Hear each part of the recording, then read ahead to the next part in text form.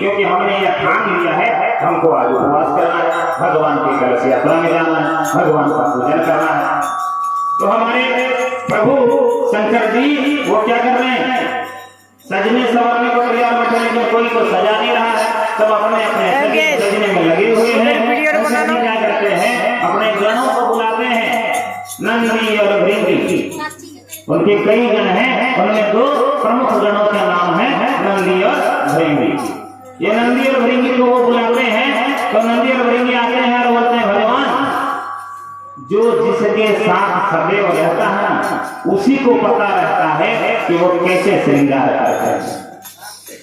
अगर हम लोग पंडित जी लोग हर जगह अलग अलग जगह में जाकर के भगवान का भजन पूजा पाठ करते हैं, तो हमको पता है कि ये पंडित जी का कैसा स्वभाव है, मेरा कैसा स्वभाव उनके प्रति, उनका कैसा स्वभाव मेरे प्रति। वो उस कुर्ता को पहनेंगे तो कैसा लगेंगे, हम इस धोती को पहनेंगे तो कैसा लगेंगे। कहा गया है कि आप रुचि भोजन और पर रुचि श्रृंगार, पर रुचि श्रृंगार, दूसरों को अच्छा लगे ऐसा ही श्रृंगार करना चाहिए। तो गण कहते हैं कि भगवान हम तो इतना ही जानते हैं कि आप कर्पूर गौरव, कर्पूर के समान आप हैं, और ये वो क्या, और उसमें श्रृंगार और क्या करते हैं वो तो कुछ जानते नहीं। श्रृंगार वो भूतों बेतालों के साथ घूमने वाले हमारे बाबा नाथों के नाथ, नाथों के नाथ क्यों, वो हमारे भी नाथ, आपके भी नाथ, देवताओं के भी नाथ, भूतों के भी नाथ, प्रेतों के भी नाथ, सभी के नाथ। इसलिए नाथों के नाथ भोलेनाथ और देवों के देव महादेव, देव के देव महादेव। देखिए हमारे यहाँ जो सुनने के लिए बैठे बच्चे हैं वो बहुत तेज है, बहुत शिक्षित है, वो जानते हैं कि देवों के देव कौन है, महादेव। एक बार और बता दीजिए, देवों के देव कौन है, महादेव। और जोर से बोलिए, देवों के देव, देवों के देव महादेव, महादेव। महादेव के बिना ये संसार अधूरा है। महादेव हमें बहुत कुछ सिखाते हैं। वो तैयार होने के लिए बैठे हैं, नंदी भृंगी क्या लेकर के आते हैं, भस्म लेकर के आते हैं। अभी अभी एक चिता ठंडी हुई है, क्या ठंडी हुई चिता, चिता भस्म ले भोगर नमसन वाले बकट भरो जटाधारी कंठे भुज परिहारी पशुपति। चिता का भस्म अभी ठंडा हुआ है, उस चिता के भस्म को लेकर के आते हैं उनके गण और उनके पूरे बदन में लगाते हैं। एक तो वो इतने गोरे, ऊपर से चिता का भस्म लगा दिए, ऐसा विकराल स्वरूप हो गया है। उस स्वरूप को देख करके मानव तो मानव, दानव के भी तुम्हें लाभ जाए, मानव तो मानव, दानव के भी रूह लाभ जाए, वो सोच में पड़ जाए। तो सभी लोग कह रहे हैं चलिए चलिए भगवान आपके बारात का समय हो गया है, आप चलिए। कहते हैं चलिए आप लोग चलिए ना। भगवान भोलेनाथ ऐसे देखा चिंता नहीं करते, चिंतन करते। चिंता करने से कोई लाभ नहीं, चिंतन करने से लाभ है। चिंता करने का काम कैसे होगा, वो काम कैसे, भगवान हे भगवान प्राहिमाम नहीं होगा। उसको प्लानिंग करेंगे, उसको सोचेंगे कि इस काम को कैसे किया जाए। एक वो पंडित जी है हमारे आचार्य जी महाराज, बद्रीश्वर जी महाराज, बद्रीनाथ जी महाराज, एक साथ में इनको 4 लगभग आ गया, कैसे संभाले बताइए। तो क्या करेंगे, चिंता नहीं करेंगे, चिंतन करेंगे कि ऐसा करिए सिद्धेश्वर पंडित जी आप वहां जाकर के थोड़ा संभाल लीजिए, ऐसा करिए वेद व्यास जी आप वहां जाकर के संभाल लीजिए। ऐसे करके क्या करेंगे, अपने ग्रुप के, अपने समूह के सभी लोगों को अलग अलग स्थान में, अलग अलग जगह में लगाएंगे और अपने कार्यक्रम से करेंगे। और उस प्रकार से क्या होगा कि भगवान की महिमा कहीं भी रुकेगी नहीं, जगह जगह भगवान की महिमा चलती रहेगी। इससे क्या होगा, हमारा धर्म प्रचार बढ़ जाएगा, किसी का काम रुकेगा नहीं। तो क्या हुआ, उनको भृंगी कपूर गौरव करना संसार सारम भुजगेंद्रहारम कैसे सजाते हैं कि बोले कि चलो तुमने तो भस्म लगा दिया, जरा हमारे जटाओं को थोड़ा जरा बांध दो। तो जटाओं को बांधते हैं तो बांधते बांधते उनकी जटाओं से ही एक मुकुट बन जाता है। और कहते हैं कि इसको बांधने के लिए तो कोई फीता होना चाहिए। तो कौन सा? वो सर्पों की माला से उनके जटाओं को बांधते हैं। और उसमें क्या है? सर्पों की माला से जटाओं को बांधते हैं और उनके गले में एक भुजग रहता है। तो वो बनाता, उसके बाद मृग छाल लपेट लेते हैं, बाघंबर लपेट लेते, कहते हैं कि बारात में जा रहे हैं महाराज, आप तो दिगंबर हैं, आप तो कुछ वस्त्र धारण नहीं करते हैं, आप तो चिंतन करने वाले हैं, चिंता करने वाले नहीं है, आप कुछ तो वस्त्र धारण कर लीजिए, ठीक है कुछ लपेट दो। तो वो बाघंबर उनको दे देते हैं, वो बाघंबर लेकर के और उसका एक बेल्ट क्या बनाते हैं, जैसे हम लोग कोई भी वस्त्र पहनते हैं, फुल पैंट और जींस पहनते हैं, अगर थोड़ा ढीला रहता है तो उसको क्या करने के लिए, तो टाइट करने के लिए, अच्छा से बांधे रखने के लिए बेल्ट लगाते हैं, पट्टा लगाते हैं। उसको वहां के भाषा में तो कुछ पता नहीं क्या किया जाए, नंदी भरेंगे तो दिगंबर है, भोले बाबा एक छाल आगंबर लपेटे हुए हैं और उसी का बेल्ट बना कर इसका हमारे सर पर आता है। सर को बेल्ट लगाते हैं, उसका जो हम लोग उसके बीच में एक पतलस होता है, उसको भी भगवान के सर को, दो सर्पों को मिला करके बांध दिया जाता है और भगवान का बेल्ट तैयार हो जाता है। भगवान बस पर अपना शेरवानी पहन के तैयार होता है, शेरवानी वाला होता है, और पहन के तैयार हो जाते हैं। अब सब नाचने लगते हैं, सभी नाचने लगते हैं, हर भगवान का भजन करने लगते हैं, भोले सब गाने लगते हैं, सब नाचने लगते हैं, भगवान का मदद करते, भगवान का नाम मनन करने लगते हैं, भगवान के भजन में मगन हो जाते हैं। नाचते नाचते उन सर्पों को भी मन करता है, जो सर्प मस्तक में लपेटे हुए हैं उनको भी मन करता है कि हम जाकर के थोड़ा नाचा, लेकिन वो लोग बंधे हुए हैं, उनको मन कर रहा है, जैसे आज कलश यात्रा सबको नाचने का मन कर रहा है, लेकिन मस्तक में कलश है। कलश का अर्थ क्या है? मस्तक में जिम्मेदारी, सबके ऊपर यहाँ जिम्मेदारी कुछ ना कुछ है, फिर भी भगवान का नाम मनन करने के लिए, सुनने के लिए आए हैं। क्यों? क्योंकि यहाँ से कुछ मंगल लेके जाएंगे। सुना है हमने कि भगवान का कथा सुनने से हमें ज्ञान प्राप्त होगी और जिसको हम लोग अमल करेंगे हमारे जीवन में परिवर्तन आएगा। क्या परिवर्तन आएगा? शुभ परिवर्तन, कुछ बुराई नहीं आएगी। अगर कुछ बुराई है तो वो बुराई भाग जाएगी, अच्छाई नहीं है तो वो आ जाएगी।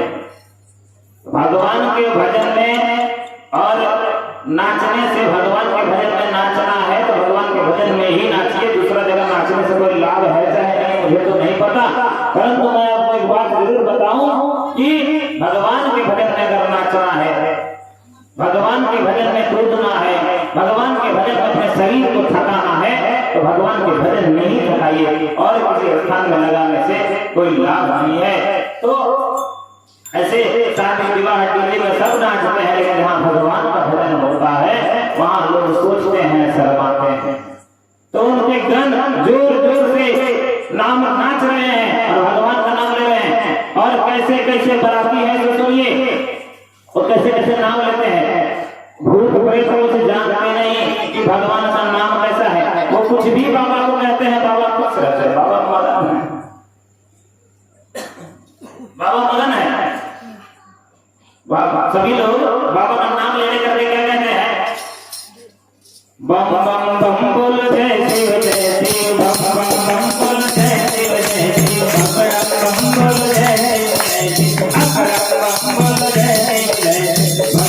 बम बोल जय शिव जय शिव, बम बोल जय शिव जय शिव, बम बोल जय शिव जय शिव, आप जाइए, बम बोल जय शिव जय शिव, बम बोल जय शिव जय शिव, हर हर बम बोल जय शिव जय शिव, हर हर बम बोल जय शिव जय शिव, हर हर बम बोल जय शिव जय शिव, जय शिव जय शिव जय शिव। सभी भगवान का नाम लेकर के नाच रहे हैं, गा रहे हैं। और बराती कैसे कैसे है? किसी का एक आंख है, किसी का दो आंख है, किसी का पूरे शरीर में सिर्फ आंख ही आंख है, कोई चक्षुहीन है तो कोई चक्षु से भरा हुआ, किसी का एक भी आंख नहीं है, किसी का पूरे शरीर में आंख नहीं है, किसी का एक दो हाथ है, किसी का पूरे शरीर में हाथ ही हाथ है, कोई हस्त बिना है, बिना हाथ के है, किसी का एक पैर है, किसी का दो पैर है, किसी का है ही नहीं, किसी का पूरा पैर है। तरह तरह के विशाल काय भूत प्रेत पिशाच जिसको देख करके ये बच्चे दौड़ के भाग जाए और घर में घुस जाए कि कैसे ही बाराती आ रही है, कैसा बारात आ रहा है। और सभी देवता लोग बोल रहे हैं कि बाबा चलिए चलिए, बाराती का समय हो गया। बाराती का जो समय है वो कब? वो गोधूली बेला में बारात द्वार लग जाने का समय असलियत में नियम है। आज तो 10 बजे बारात घर से ही निकलता, इसका तैयारी नहीं हुआ, उसका तैयारी नहीं हुआ, पटाखे नहीं आए, दूल्हा भी अभी तैयार नहीं हुआ है, उसमें समय लग जाता है। लेकिन परंतु नियम क्या है कि गोधूली बेला में सुबह का ढलना और रात का आना, इसको गोधूली बेला बोलते हैं। संध्या के आगमन के समय, दिन के ढल के समय को गोधूली बेला। अर्थात क्या है, जब गौएं चर के अपने गौशाला में वापस आती है उसको गोधूली बेला बोलते हैं। और उसी बेला में बारात को लग जाने का नियम है। तो भगवान थोड़ा सा विलंब कर रहे हैं, तो सभी देवगण बोल रहे हैं, तो बोल रहे हैं आप चलिए चलिए थोड़ा थोड़ा आगे बढ़िए। बोले ठीक। विष्णु भगवान अपने सभी भक्तों के साथ जाते हैं। तो जैसे ही हमारे हिमालय राजा के दरबार में पहुंचते हैं तो नियम क्या कहता है? नियम कहता है कि जब बारात घर के कुछ समय आ जाए तो घर के कुछ बुजुर्ग लोग थोड़े दूर तक जाकर के उनको रिसीव करने के लिए जाते हैं, उनको देखने जाते हैं, उनको बोलने निमंत्रण देने के लिए जाते हैं। वीडियो बनाना में जाते हैं हिमालय राजा के यहाँ से। तो विष्णु भगवान को देख के बोलते हैं कि लगता है कि सबसे सुंदर तो यही है।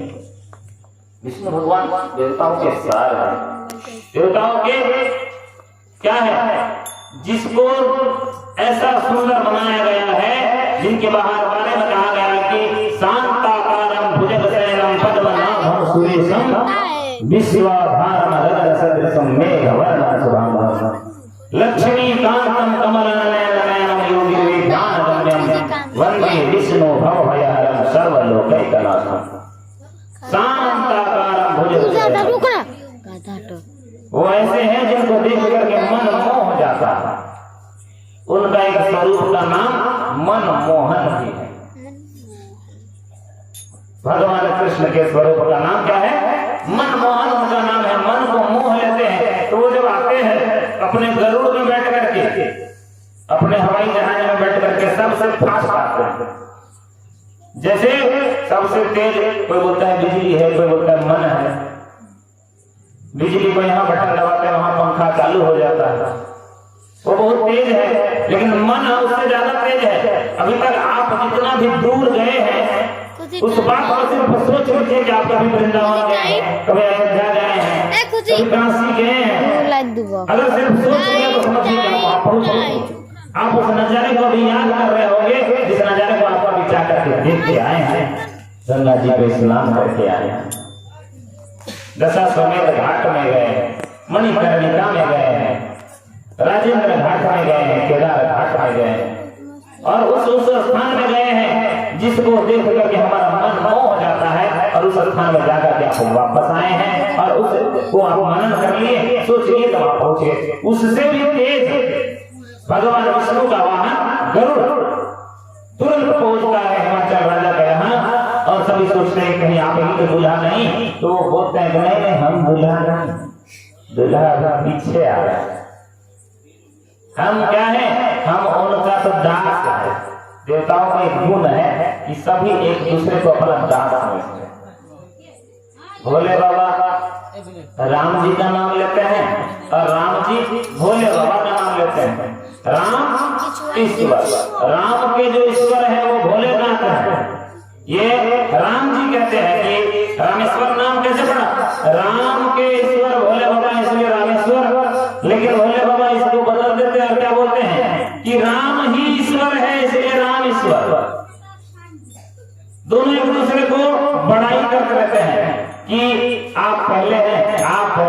हम तो कुछ है नहीं। मनुष्य अगर ऐसा सोच ले तो बदल ही जाएगा, स्वभाव ही बदल जाए। राम जी के स्वभाव के बारे में कहा गया है कि ऐसा सुंदर स्वभाव कहाँ पाया, ऐसा सुंदर स्वभाव कहाँ पाया, राघव जी तुम्हें ऐसा किसने बनाया, राघव जी तुम्हें ऐसा किसने बनाया। पर नारी पर दृष्टि न डाली, ऐसी तुम्हारी प्रकृति निराली, पर नारी पर दृष्टि न डाली, ऐसी तुम्हारी प्रकृति निराली। तुम्हें सूर्य से कुमार तुम्हें अति भाया, राघव जी तुम्हें ऐसा किसने बनाया, राघव जी तुम्हें ऐसा किसने, राम जी को ऐसा किसने बनाया। राम जी के चरणों में कांटे गड़ गए हैं।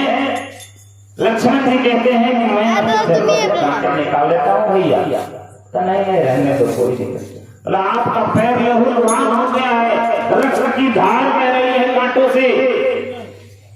तो कहा छोड़ दो कोई बात नहीं।